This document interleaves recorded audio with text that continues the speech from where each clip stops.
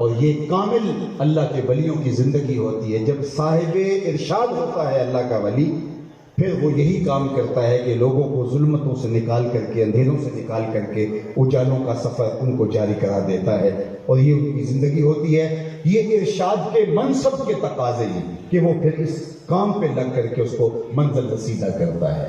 اور یہ بات بھی ذہن میں رکھیے کہ اولیاء کی زندگی صرف الہی کلمت الحق کے لیے، اللہ کے پیغام کے ابلاغ کے لیے، لوگوں کو خدا اور رسول کی دہلیز تک پہنچانے کے لیے ہوتی ہے، نہ یہ کہ لوگوں کو اپنی ذات منوانے کے لیے.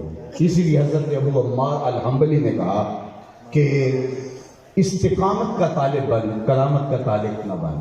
کہا کہ نفسوں کا تطلب منک الکرامہ و ربوں کا یطلب منک الاستقامہ.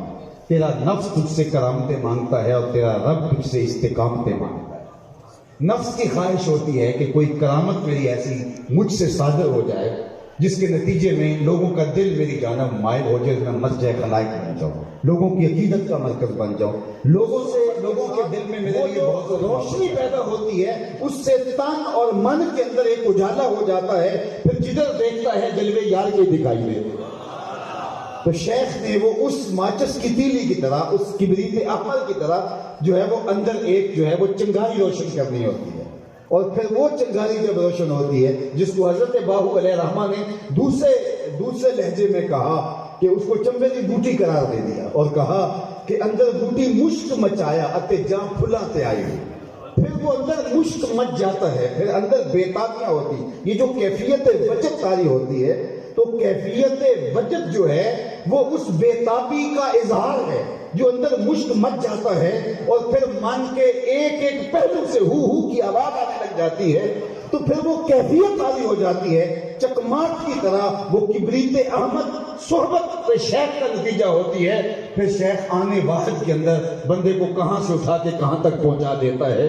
تو یہ کامل شیخ کی صحبت کا نتیجہ ہے، اور وہ اتباع رسول کی چوکھٹ تک تمہیں لے آئے گا. فنا فی شیخ کی منزل کا لازمی نتیجہ یہ ہے کہ وہ فنا فی رسول تک پہنچتا ہے. اور اگر فنا فی رسول تک وہ نہیں پہنچ پاتا تو پھر شیخ کامل نہیں ہوگا، پھر شیخ جو ہے وہ ناقص ہوگا. تو کامل شیخ کی علامت یہ ہے کہ وہ خود دیوار بن کے، سد راہ بن کے کھڑا نہیں ہو جاتا کہ اللہ اور اس کے رسول کے راستے میں وہ خود رکاوٹ بن جائے اور لوگوں کو خدا تک پہنچنے نہ دے.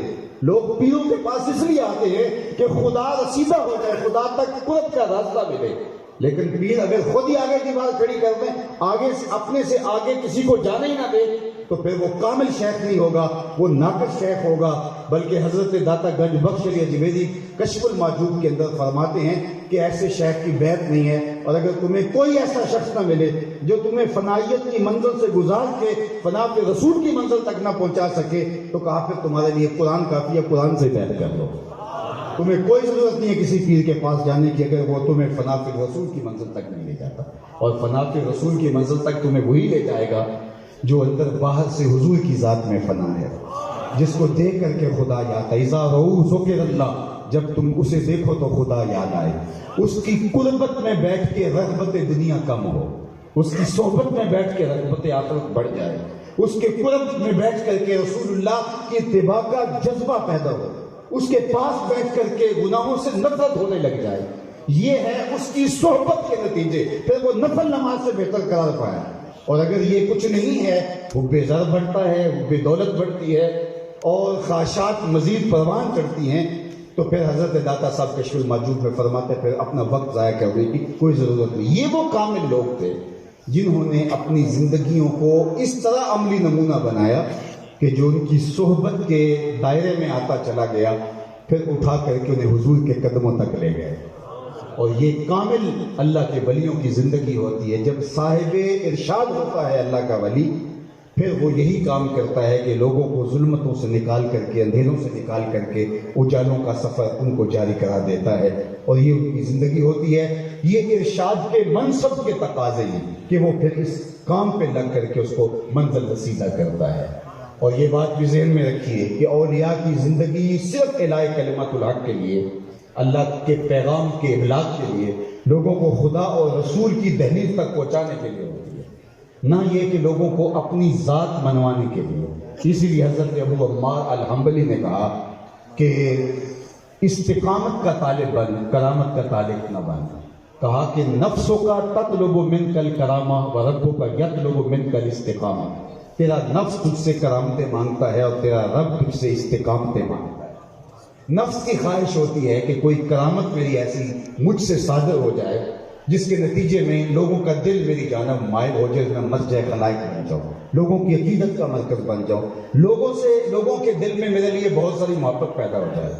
حالانکہ اللہ کی محبت بندے کے دل میں جو ہے، بندے کی محبت بندے کے دل میں اللہ ڈالتا ہے. حدیث پاک میں آتا ہے کہ اللہ جب کسی بندے سے پیار کرتا ہے تو پھر کیا ہوتا ہے، آسمان پہ منادی ہو جاتی ہے کہ فلاں بندے سے اللہ پیار کرتا ہے، زمین والوں تم بھی اس سے پیار کرو، آسمان والوں تم بھی اس سے پیار کرو. پھر اس کو کوئی ورکنگ نہیں کرنی پڑتی.